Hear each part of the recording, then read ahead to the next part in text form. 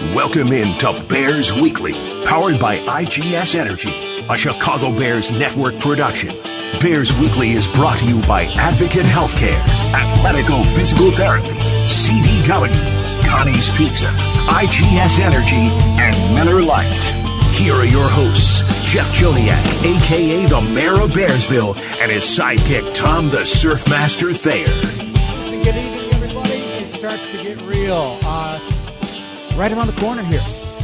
A noon start for the Bears on Saturday, preseason week 1 in Buffalo. The starters are going to give it a go, including rookie quarterback Caleb Williams. Bears Weekly right here on ESPN 1000 of the Bears Radio Network with Super Bowl winning Bears guard Tom Thayer. I'm Jeff Joniak. Coming up, we visit with Bears linebacker T.J. Edwards, and we're getting ready for week 1 of the preseason. Josh Allen and the Bills starters also expected to play at least a quarter. In the ESPN studios spinning the dials tonight, we've got Sean Graney. Thanks to Dan Brilli and Jordan Tretta from the Bears, and the executive producer of the Bears Radio Network is Eric Ostrowski. Tom, this is I got a game on the television right now, New England and Carolina getting underway, so it's here now. I know we had the Hall of Fame game, but now you're going to see starters, and that's what I'm most excited about. You know, I'm most excited that it's a noon start. Because if you think of the first regular season game for the Chicago Bears, it's a noon start in Soldier Field against the Tennessee Titans. Now you really get to fall into that pregame rhythm of how it's actually all going to happen. What are the times of the pregame meals, the pregame meetings? What time do the buses leave? What bus do you want to be on? When do you want to get into the locker room and start getting yourself prepared? And I really do think having a noon start in Buffalo plays an important role in the preparedness for week 1 of the regular season. And the funny thing is, you never looked at the schedule, and so you thought just, assuming it's Saturday night. Yeah, I assumed it. Yeah, that's why you should never assume as, during a football season. And I'm super happy that it's a noon start on Saturday, but for 40 years, preseason games have always been at 7 o'clock at night, especially in Buffalo, where that seems to be when the fans want to come out. Yeah, they'll be out. They'll be out. Oh, yeah. We heard Tevin Jenkins say, and we're going to hear from a bunch of guys who are at the podium today. We'll start with Matt Eberflus here in a second, but everybody's talking about how things are working out here. We've been to every practice. We've got our thoughts as well, so we'll share those with you. Injury concerns remain some of the storyline here. There's nothing quite serious in terms of something that's season-ending or going to be out a super long time, other than what we heard on Theo Benedette could be about 5 or 6 weeks. We learned that from what we saw on Hard Knocks the other night. But Kyler Gordon's been out for several weeks, a couple weeks here now, so it sounds like he's on the mend, on the way back, and hopefully he'll be getting out there promptly, because that chemistry, we're only focusing on the offense, it seems, but that chemistry on the back end of the defense is also as important as anything. Well, I have no worries about Kyler Gordon. I really think he'll be there to start the regular season and hopefully a little bit before. But what was one of the results of some injuries in the defensive backfield last year? It's the development of depth. So if we're sitting there and Kyler Gordon's missing a couple weeks of training camp practice, we're not scratching our head saying, oh, my God, this thing is already in a downward spiral. No, there's other guys, other candidates up there that have had time to play and prepare that can step in, and this defense can function efficiently. Yeah, one of the guys that has really done well is Jalen Jones. He has been here for several years. He knows the defense. He has done great on special teams. He's a core special teams player as well. Josh Blackwell is one of them as well. Reddy Stewart, an undrafted free agent, is also turning some heads as well. Tom, without further ado, let's listen in how Matt Eberflus is looking at this preseason game in terms of snap counts for the starters. About that, guys are juiced about it. In terms, we have a really good plan and a good process for that, and we have a range of plays that we feel that are going to be good for those particular groups. I'm not going to get into talking about numbers, but we want to see a good flow and a good rhythm to it. But the starters that are available to us will play on Saturday. But we're excited about the opportunity to show our execution. And really, for the individual battles that we have across the team, those guys are going to be battling in there as well once the ones get out of there. What do you hope to see from Caleb in the number 1 offense Saturday? Just more what we see now, where he is in terms of the progress. And this is his first time in live action. He's been getting a lot of good reps with our one defense, so I think it'll feel similar to him. But I really feel that when it's live there in the pocket, to be able to maneuver in the pocket, ride the pocket, escape either on the outside, B gaps, all those things, and be able to deliver the ball and keep your eyes downfield. And really just the operation of it, getting in and out of the huddle, no pre-snap penalties, just clean operation. We haven't seen Kyler Gordon in probably about 2 weeks. Can you kind of update us on? Yeah, it's a work in progress. We're getting close. We feel good where he is. And again, this is something that in training that he did, and then it just kind of came in with it. So we're just kind of making sure that it's right. And there's a delicate balance here because we have to make sure it's right, but also he's working hard, diligently to get back because we know we have to have that conditioning level, the playing with the other players in terms of the continuity for that unit to be able to thrive the way we want it to. So we have to get him back as soon as possible. He understands that. He's working to get there. What's your perspective on Caleb's growth in terms of you urgently need him to be ready for the start of the season, especially with the roster that you have? But also these are, in theory, very small, very early steps in what you expect to be a long career. Yeah, that's a good point, and I would say that he's right where he needs to be right now. He's having some good days, some good periods, and then some other ones that he's learning from adversity, and a setback. And I told him to just lean into that. So when you have a setback or have adversity, don't shy away from it. Lean into it, and then learn from it, and then get better from it. Because a lot of people want to hide and shrink away from adversity. That's not what we do. We lean into it and get better from it, invest our time, grow and improve, and that's what he's been doing. And he's got some moments out there today that he's going to need to do that in today's practice, and I'm sure he's going to have some in the game. So it's, again, the exposure and experience that we can give him throughout the course of this camp, the reps in preseason, the reps with the joint practice next week. All those are very valuable. Matt Balis has been a running back for 3 days now. Is that enough to get him a couple of carries in a preseason game? Or? Yeah, definitely. I think that he's done well back there. He's certainly got speed. We know that. He's very durable. He's got some good lean mass to him, so he can knock it forward pretty good. So he's got some good acceleration. He's going to be a threat out of the backfield in terms of the passing game. So I'm excited for him. And again, we're going to evaluate that, like I said, I believe earlier in the week, stack by stack in terms of the practices. And we'll reevaluate that after Buffalo. Is pass pro a trickier topic with somebody who? It is because it's new. It's new to him. He doesn't have that experience doing that. So, again, it's new. But I know he's stout. I know he's tough. So we'll see where it goes. Yeah, we saw some of that the other day when he was having the one-on-ones with the linebackers and pass pro. And, yeah, that will be an adjustment. So a lot to unpack there. Let's hit on the key points, the things that stick out for you. And, obviously, there has been a lot of discussion, a lot of things written and discussed about how the offense is behind the defense right now, a defense that has been in the same system for 3 years, an offense that has a new offensive coordinator and a rookie quarterback trying to find its way. That's the one thing about defense. If guys have experience in the system, they're playing at a faster tempo on the defensive side of the ball. And a lot of time defensive football can be taught simply as when the ball is snapped, you go do your assignment and you chase the guy that has the football and tackle him. Whereas an offense development, especially when you're teaching a new system from a new offensive coordinator to a new quarterback, the difficulty of that whole process takes time. And one thing that I like about Matt and talking about Caleb is leaning into something if he doesn't do it so well. Because our offensive line coach, Dick Stanfield, used to say, eventually I have to stop coaching you and you have to start coaching yourself. If you recognize a mistake, whether it's a fundamental or some type of technique, then you got to be able to correct that with me without me always telling you.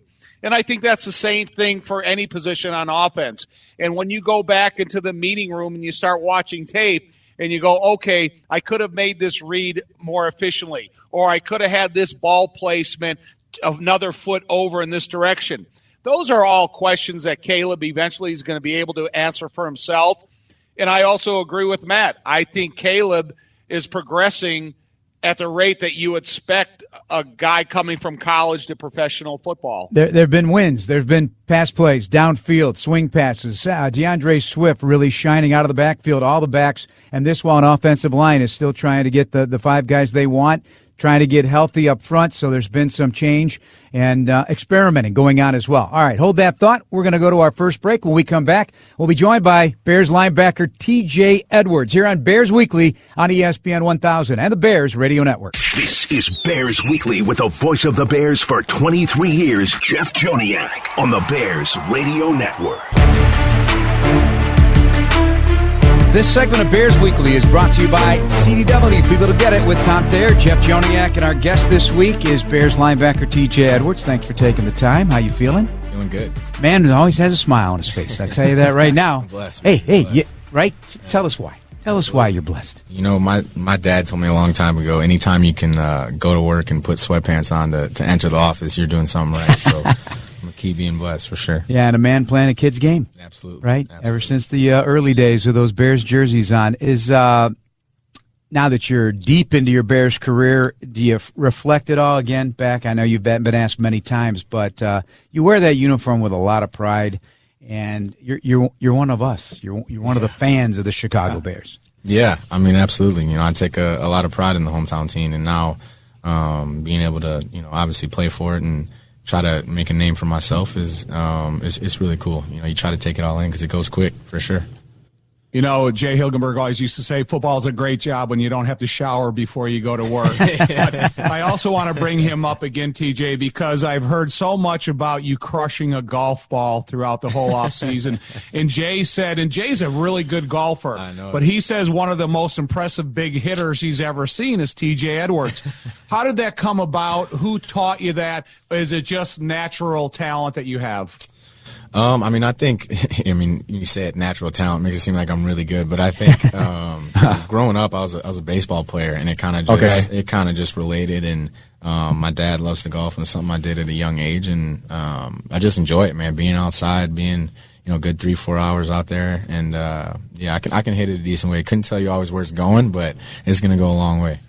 Well, I hear you're crushing. I know you got a birthday coming up, so happy birthday in advance. Mine's the 16th. Ooh. Yours is the 12th. There we go. So, TJ, when you think about a year ago, when you came to the Chicago Bears and you started training camp, and the speed that you picked up throughout the course of the season, are you playing at the speed that you left off at the regular season, or are you and Tremaine playing a faster pace of linebacker play now that you're kind of more familiar with each other in the system? Yeah, I mean, I think, you know, even coming in last year, it's a unique system in a lot of ways, and just in terms of the movement that we play with and kind of the read and react things off the D-line, which is awesome when everyone's working on all cylinders. But it definitely took a second, and I think you can really feel kind of what it looks like right now, you know, and guys are flying around, guys are confident in what we're doing. It feels like we're off to a really good start, and obviously, you know, it's camp, and the offense knows us pretty well by now. We know them pretty well by now, but I'm excited just with kind of the chemistry that we have and kind of knowing how each other play. It's gonna definitely translate for sure. You know, one of the things that you're seeing a lot of screens, so it'll set you up for the regular season. Sniffing out those screens is always a challenge. I mean, if it's done right, it's done repetitiously by the offense ad nauseum. Does that help you guys flow quicker to the ball? Absolutely. I mean, I think, you know, it's one of those things where you want to see all the problems in camp, right? Like you want to see all the plays that are tough and all the plays that maybe don't fit how they should on paper, just so you can talk about them and see them. But our offense, I would say, is definitely giving us a good amount of them, and they're good at them, right? And they've got good speed, good skill. You know, I think seems like Swift is catching one with one hand every single day I'm out there, but it's really good for us to see. It is. What's different about the defense this year? You're not getting into scheme with me by any means, but do you feel there's more pages in the playbook? From the jump, is that going to create some more creativity maybe and some more, you know, frequency of things that maybe we all like to see, a little more pressure from all levels? Yeah, I mean, and it's camp, right? So you're kind of trying out all those things against a really good offense, and you're getting to kind of see what's going on. But I think we've done a really good job of mixing things up and just kind of seeing how we handle certain things, and with new looks every day, and kind of giving the offense a new look too. So it's been really good, and I think Flus and Coach Walsh have handled it really well. You know, TJ, in all the stats, you had 155 tackles, 2.5 sacks, 3 interceptions. So last week I go back and practice. They're running a sweep to the left, and Kari Blasingame is the lead blocker. You go and you meet him in the backfield. It was a pretty good collision. Yeah. And It's not something that you don't make the tackle, but you make the play. Okay, and then I'm going to say, okay, that's part of TJ's game. And then you look at the receivers that you're playing against this year and the interceptions and everything. What part of your game do you enjoy the most? Is that a line of scrimmage physical style, or is it the athleticism downfield style? Yeah, I mean, I think growing up and kind of the first thing that attracted me to football was the physical aspect of the game, being able to, especially at linebacker, being able to run downhill and kind of just meet someone right where they're at and see, who's going to win. I think I enjoy that a lot. And also I think, I kind of enjoy doing both. I think, all the athletic parts and getting able to, get in windows and make plays, it's something I enjoy too, especially, people don't think I can do it. So I love, proving people wrong in that aspect as well. Which leads me to this. NFL.com's Kevin Patra at the end of the last season called you the unsung hero of the Bears defense, the glue, and Pro Football Weekly's, Pro Football Focus's Thomas Valentine, the secret superstar, the 10th highest rated linebacker, top 20 in run defense and coverage. I know none of that matters to you, but when you said people don't think I can do it, these terms of unsung and secret, you're not a secret or unsung. You're just a damn good football player.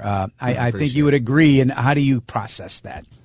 Yeah, I mean, at the end of the day, I feel like I know what I bring and I know what my best football looks like. But I'd be lying if those things keep me going, right? I think it's still going back to coming out of being one of the guys that was supposed to go and didn't get a call. That every single team passed up on me, and I still keep that shit with me, knowing that I got something to prove every single day. I call General Manager Ryan Poles the quiet storm because he's very transparent, but he really never shows you that emotion that may take different ranges. Neither do you.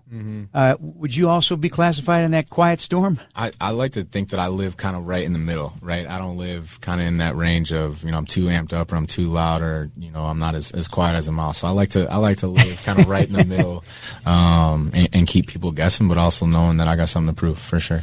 At this stage of your career, what's your preseason game attitude? Are you all for taking a couple series and just to, get your pads broken in and maybe have a collision that happens after this, after the snap of the ball of an offense you're not seeing that much? Or do you like the fact that Cincinnati's coming in here and you're going to be able to have an equally as important practice as some of the preseason games? Yeah, I mean, I think it kind of goes both ways, right? Again, Coach has a pretty good plan for, I feel like, what we kind of want to do this preseason. And, it's always good to kind of get the pads set a little bit, go out there and get under live bullets and kind of go play, just be free and kind of have a menu going into the day and then just go play and kind of see where it is. I enjoy a little bit of that. Not, I'll go out there as long as I need to, as long as Coach feels. But with Cincinnati, those joint practices, man, I've been a part of a couple, and they're big time, right? Those are full out games. They've got a bunch of their install in. We've got a bunch of our install in. You kind of get to see where you're at a little bit. So I think the importance of the joint practice is huge, and I know our coaches understand that too. So we'll kind of see where it lands after that, but. I definitely know we're going to get out there a little bit for sure. Well, you're going to get in the team meeting. Cincinnati's going to come in and Coach Flus is going to say, look, we don't want any fights out here. We need to get some productive work and let's just control to that. So, one thing that's impressed me being a lifelong Bears fan is the back seven of this defense. It's probably one of the best that I've ever been around in the history of this organization. Is there an alpha standout in that group, or are all you guys kind of like confident in competing against each other? Yeah, I mean, I think it's every day we come out and we kind of all look at each other like who's going to go get the first turnover, right? And who's going to be the one to start it off. But it's such a solid group, like you said, man. I think there's leaders everywhere with KB coming in now. I think he's been great for that group. Brisker's looking at the chops to kind of get back in and get going, and I'm excited to see him. And then again, you got Jalen Johnson, who in my opinion is one of, if not the best, one of the best corners in the game. And I think it's a lot of people who are still just hungry for their respect, kind of like I am. So it's a great group to be around. It is.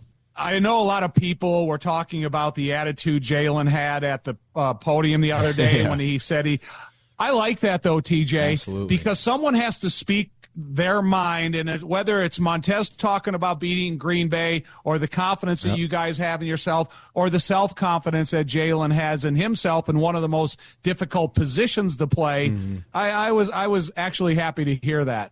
Yeah, I mean, and we know Jalen, right? He's going to speak his mind, and he's going to speak what he feels, and that's one of the things you love about him, right? And just kind of like you said, like for me, like I want my corners to be super confident in everything that they're doing, right? That's a tough position to play, and as long as they're confident, it makes me feel a whole lot better too. So I love it. I do. You have some chirpers out there with T.J. Edwards, Bears starting linebacker. What's the huddle like after a big play? Even we hear it, but when they're lining up. Yeah. Or after play, but what's the huddle like? It's fun, man. I think you got a bunch of, like I said, kind of earlier, there's just so many different personalities, right? There's just a lot going on. You got Tez saying whatever he's saying. You got D-Walk saying what he's doing. Oh, forgot about D-Walk. Yeah. I mean, are you laughing? How could you forget? Are you guys, is there times fun when it's just funny? Yeah, it's just, I think we're just having fun out there in general, right? Like it's one of those things. We've been together for, a year now, but we're just going out there and playing ball, man. Like I said from the start, doing what we love to do and doing it with some great people. All right, Tom mentioned, fights and stuff. I didn't know this, but the league sent out a memo last week, Tommy, and $200,000 each team. The Giants and Lions got fined for their dust up the other day. So I'm thinking, when you have joint practices, you almost can count on a skirmish. They know what they're doing. Yeah. That is what it is. They know what they're doing. Exactly. Back to golf real quick before we let you go, and I appreciate all the time. Your favorite foursome from the team. What would you use? Or it could be anybody. What's your favorite foursome? I'll do from the team because I've done a couple. Cole Kmet, fun to golf with. He hits the ball a long way. That's a baseball swing if I've ever seen one. Right. That thing's a million miles in the air. Who surprised me was Brett Rippon. And we actually trained together coming out in the combine. We were with the same agency coming out, but I've known him for a long time. But dude is like a scratch golfer. Like he is a stick out there. So that's insane. And I think I have to put my guy in there because I saw his swing finally at the team outing. Tremaine. No kidding. We got some work to do for sure. Like no doubt about it. But he wants to compete, and he's going to compete in anything that we do. And so I'd have to throw him in. I feel bad for that golf ball. It'd be a lot of fun with him. That golf ball is getting whacked pretty good. I played baseball too in high school, and I'm an awful golfer, so I wish it would have translated. I got the baseball swing still instead of the proper golf swing. Anyway, appreciate all your time and great success last year, and I hope it continues in a big way for you. You're a very important player in this city, very important player for this football team, and a leader. So thank you. Have a great season. Stay healthy. Good luck. Back with more here on Bears Weekly on ESPN 1000 of the Bears Radio Network. This is Bears Weekly with the voice of the Bears for 23 years, Jeff Joniak, on the Bears Radio Network. This segment of Bears Weekly is brought to you by CDW. People to get it, Jeff and Tom here on Bears Weekly. As we said, many guys podium today. They've been really coming up with a lot of guys, like 4 a day. So we're getting to really hear a lot from players. Tevin Jenkins today, but before we get into that, and it leads into some of the continuity issues on the offensive line at the moment is regarding the absence of a Nate Davis, an occasional Darnell Wright, who was back at practice today, but trying to get those five guys sort out the center position. Tommy, I know it's number one on your list. In terms of getting ready for the season and helping out this offense and a young quarterback as much as anything is the health and the continuity and performance so they get to know each other very well. Health, continuity, and get to know each other very well. And I think getting to know each other very well is instrumental in success on the offensive line.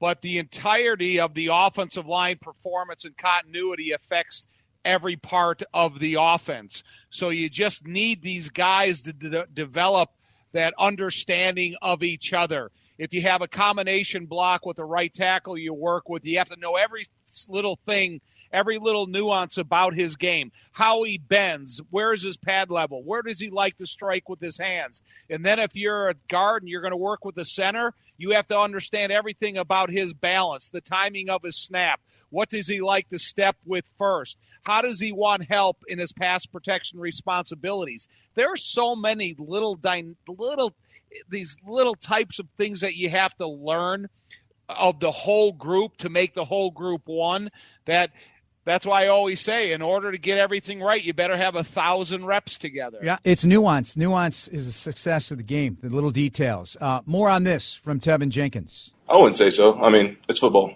You sign up for a sport that's like, what, 90% injuries all the time. I mean, it's what's going to happen. People get banged up. You don't have people up and down throughout the whole year. It's about being available and being there for your teammates right now. So being there throughout camp, getting those reps, learning from each other, and being there for each other. Does it feel good for you just knowing that with Nate's injury right now, they're not moving you back and forth the way they did last year at guard? Yeah, I do like being in one spot as of right now, so I could try to be the best I can in one position. Like you said, I have no problem being versatile and switching around, doing everything, but it does feel nice to have one position to do and one position to focus on. How important is it for you to know who's going to be to your right at center and to building that chemistry? It does matter, like quite a bit, because especially going into we're going to Buffalo, so I heard their games are pretty loud for preseason games as well. Their fans they're amazing fans. So learning that silent cadence with that center's head bob, head turns, and all that stuff is very crucial, not only for guards but especially for tackles, because they got to get out and I'm not sure if Von Miller's playing, but like their ones are out there and they got the best pass rushers. They're jetting up the edge and they got to time up the center's head. It's going to be a big difference. What will qualify as a productive Saturday for you guys as an offensive line, just in whatever limited work you do get, what you want to see accomplished? Whatever makes my coach not yell at me. That's how whenever he's happy, we could be happy. I mean, as long as that grade sheet doesn't have too many loafs, we have a very strict loafing system, and that's the standard we have here. So little loafs, no coach is angry, it'll be a good Saturday. Tevin, where have you seen signs of progress in the offense? I'll definitely say we have honed down on, I would say, our scheme really, and a lot of like IDs, mics, and understanding safety rotation, and it starts from inside out with the centers. Centers have been really good with it. Our screen games that went way up is really productive right now. We're getting a lot of those things. I know you guys see the clips of Swift getting out and running everything. And we've had a lot more that doesn't get shown that they get that pop for like 20, 30 yards right now. So our offense is really clicking on a lot of things right now. Caleb said that the area he'd like to improve most between now and week one is like his blitz recognition, whether that's checking out of it or doing whatever. Where are you guys seeing that? I mean, the defense continues to bring some of those pressure packages in the 11-11. Mm. What are the things you guys can do to kind of help him expedite that process? For our offensive line, it's about our killed words. Like we have fire calls, like alert danger, certain sides and everything. So if we're like 3rd and 15, it's cover 4, and you see no stat. Like it's just that the wide receivers are pressed out over there, and it's only one middle linebacker over here, and DN's looking a little like light on his feet. You say, "Hey, light one, we got pressure. All that pressure to the right, most likely." And then you turn around and say, light one, go over there.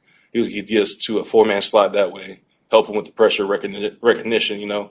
It's a lot of things that we can help, like put that, like I wouldn't say put an idea in his head, but like get him more acknowledged to like, all right, they see something over here that doesn't look threatening, but over here looks like a problem. Like try to like make sure he can see what we see as well. You can't fully test a running game in training camp, but Cole said the other day that there's some things coming together with the running game that really encourage him. What, from your perspective, are you optimistic about with the way the run game's coming together? I'll say all of our runners, very physical. They do a lot of quick jump cuts. They're getting a lot better about pressing balls. They're getting a lot about sticking their foot in the ground as well.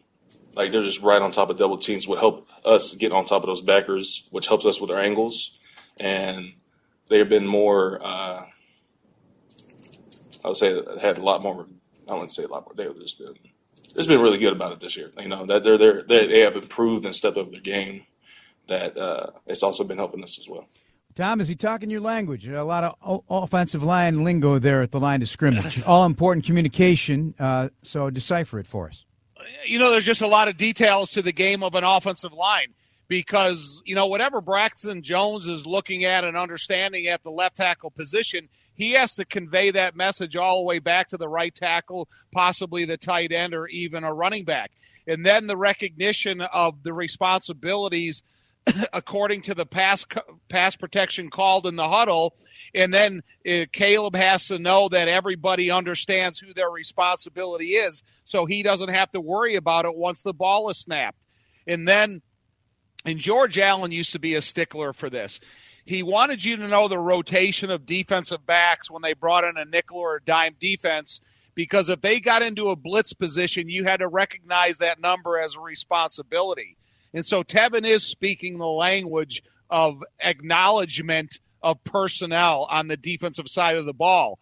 And that's one of the things about breaking a huddle early, having enough time to patiently approach the line of scrimmage, take in all that information, and then run the play aggressively, accordingly, and properly.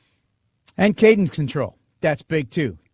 Making sure that everything is taken care of so your guys don't move before the snap, period.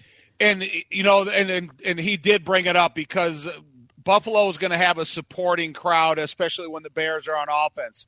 And if you're running a silent count for the first time at an NFL level, it is difficult for the offensive tackles to be able to get off the ball on time when they have dynamic pass rushers, because you're trying to use peripheral vision without losing eye contact to the defensive end. So it's almost like having lizard eyes, having one go to the right, one go to the left. Well, as DeAndre Swift said in Hard Knocks to Caleb when they were mic'd up, you got the keys. Use it, drive. We'll break. Exactly, 100%. Coming up next, Tremaine Edmunds, the former Buffalo Bill, goes back home where he started his career with the Bills. That's next on ESPN 1000 of the Bears Radio Network. This is Bears Weekly with the voice of the Bears for 23 years, Jeff Joniak, on the Bears Radio Network. Calling all Bears fans. Want unforgettable access to the Chicago Bears play at Soldier Field this season? Well, VIP official ticket packages are now available for every home game. Unlock access to exclusive ticket packages that may include entry to in-stadium hospitality lounges, pregame sideline credentials, and the Chicago City Pass. Visit ChicagoBearsVIP.com or call 866-202-5755 for more info. Again, that's ChicagoBearsVIP.com or call 866-202-5755. Don't miss this exclusive opportunity with Chicago Bears VIP. Jeff and Tom here on Bears Weekly. Time for Tom's thoughts. He already snuck some in on Caleb. What else? Like, for example, the kick return. We know it debuted last week. Average was about the 26-yard line. Watching the game tonight, New England and Carolina, it's been that way so far. Do you want to throw some curveballs just for the heck of it? Give teams something to think about? Yeah, there's nothing better than making a team waste time in their preparation to play the Bears or whatever team you play for. So do you kind of feed these guys false information on this kickoff return and make them start preparing for unrealistic things? Or do you stay so vanilla that they have no idea how you're going to go about regular season business? And I think that, factors in more than just the kicking game.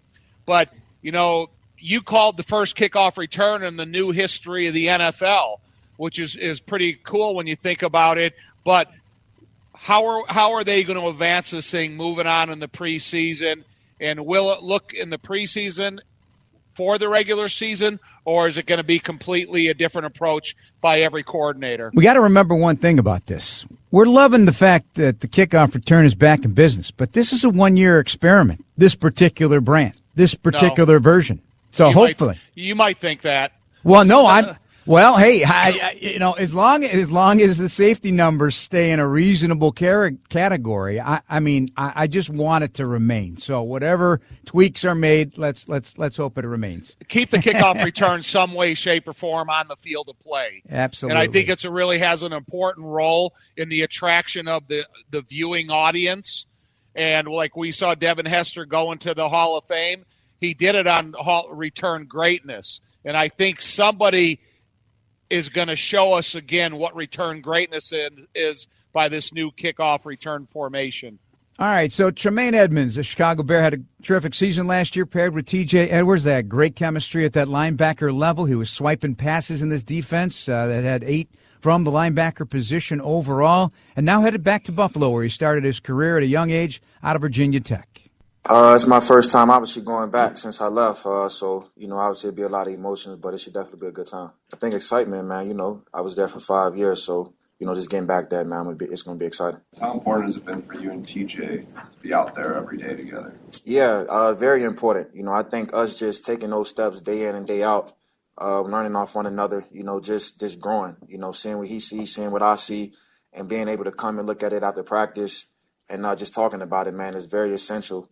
Just leading out front and, just pretty much just putting our brains together. You know what I mean? 2 heads is, obviously bigger than one. So, being able to take what he see, take what I see, and, just be able to take our game to the next level, not just for us, but, just being able to, just pull up everybody along. And we're not out there by ourselves. We're not doing it by ourselves, man. We got great leadership, great guys that, that we can depend on. And that's what it's all about. Training camp is meant to be hard. Training camp is meant to strain a little bit. That's what we've been doing. We've been focusing on taking that next step, and that's what all the focus is right now. I mean, even without playing a game, a preseason game, a regular season game, can you already see where your familiarity with the defense that you didn't have last year is going to pay off, and just being on the field, which in training camp, which you weren't as much last? Can you see how those are going to pay off for you and with an even bigger year this year? Yeah, I think it's off to a good start. Not just with me, but just defensively altogether. I think obviously your most availability is being out there, and being out there, seeing reps, going game speed, going full speed, and just adding those reps to your belt, day in and day out. I think it's definitely going to set you up to be, starting off at a high level, and that's what the focus is just for the whole defense. Coming out, starting fast, not waiting. Applying that pressure early. So, being able to be out there and, obviously going full speed is definitely essential. Tremaine, you talked about lofty expectations for yourself, but there have been several lofty expectations for the team in general. How does that affect you all mentally, whether it be for positive or negative? Yeah, when I said that, I kind of caught myself because I'm like, hold on now. Expectations is really, it's no such thing because at the end of the day, man, we got to focus on taking it one day at a time. I mean, obviously, everybody's going to put expectations on it, put expectations on what this player should do, what this player should do. But at the end of the day, man, we got to take it one step at a time because it's going to be ups, it's going to be downs. That's just the way the league go. And, it's really just going out there expecting to win. If any expectations, that should be the expectations to go win. But everything else that we can't control, we as a team can't sit in the past and worry about what if this happens, what if that happens. You got to take it one step at a time. Because when you start worrying about the outcome, that's when you really, become affected the most. So it's really just, taking it one day, looking at each other in the eye and showing up to work each and every day. And then at the end of the day, like when you do everything to prepare yourself to be a certain way, you got to, accept whatever comes behind it. But, we're setting ourselves up, for success. Like we expect to win when we get on the field and we have extreme confidence in that. So, we're going to work every day.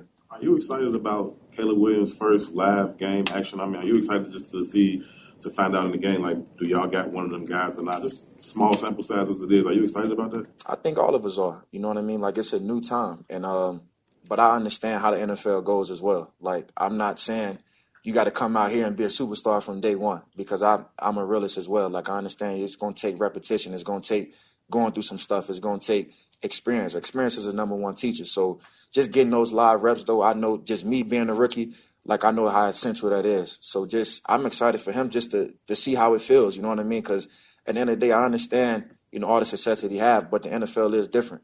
And just so he can feel how that is and just get that full experience, it's going to help him out. But, I got a ton of respect for him, ton of confidence in him.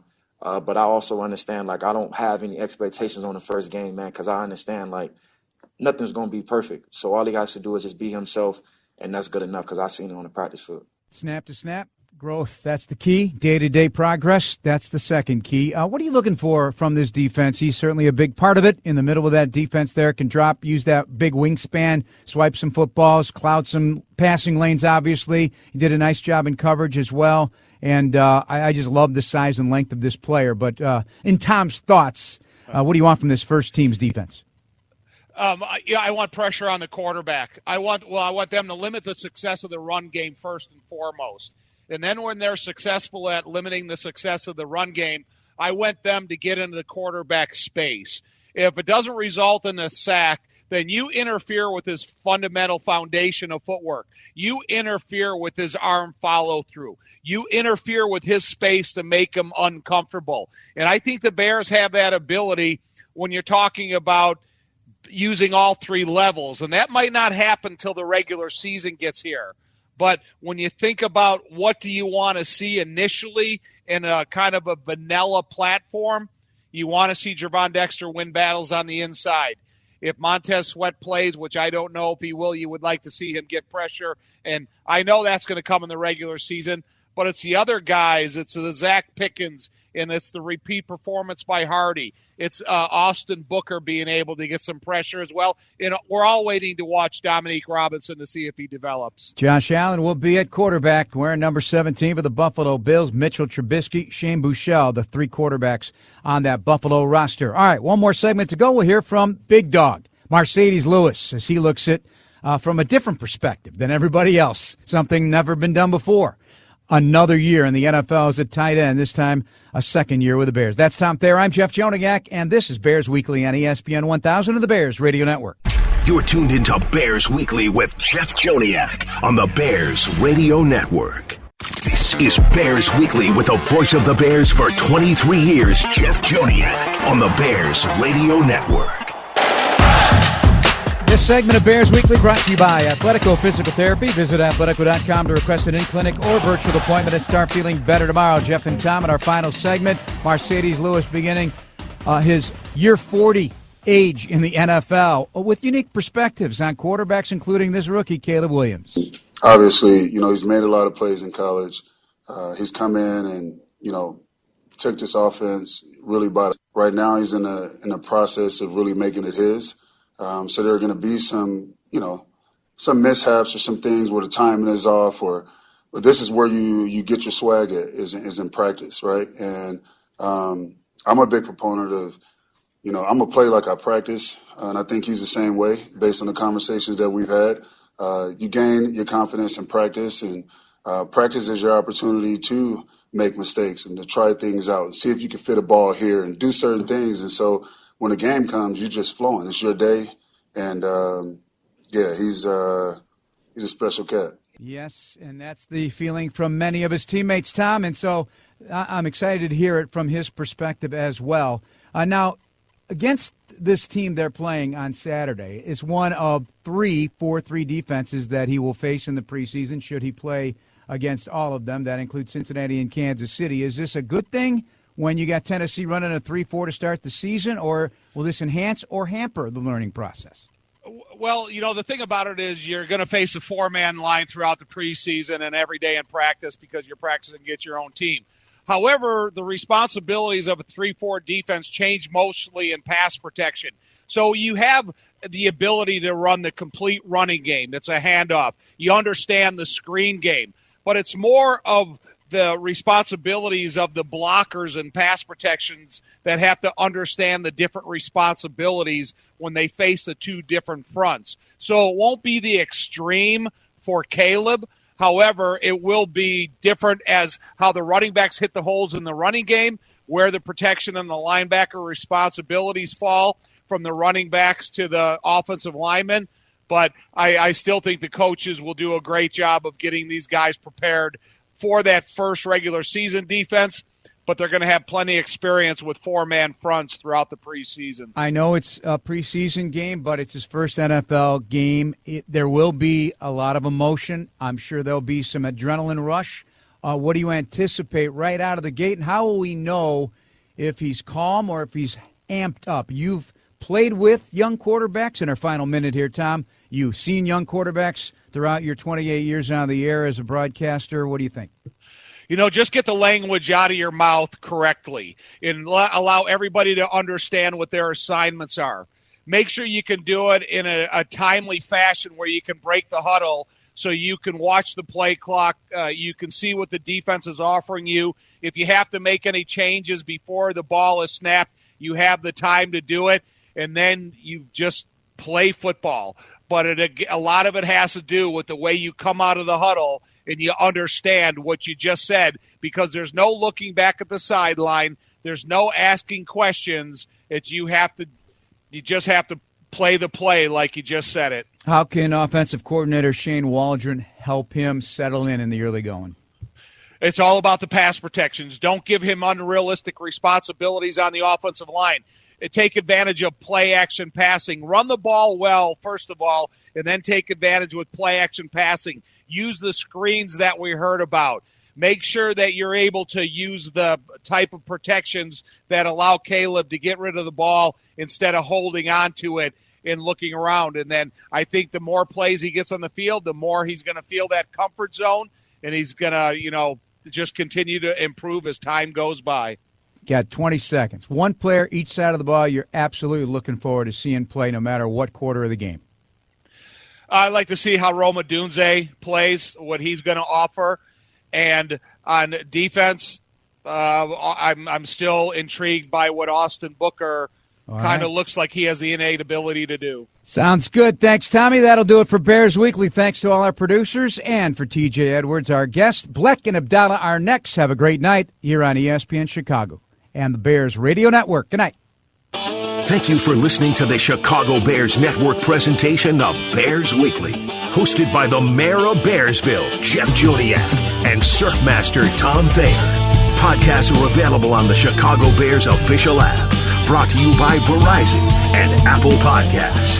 Bears Weekly has been brought to you by Miller Lite.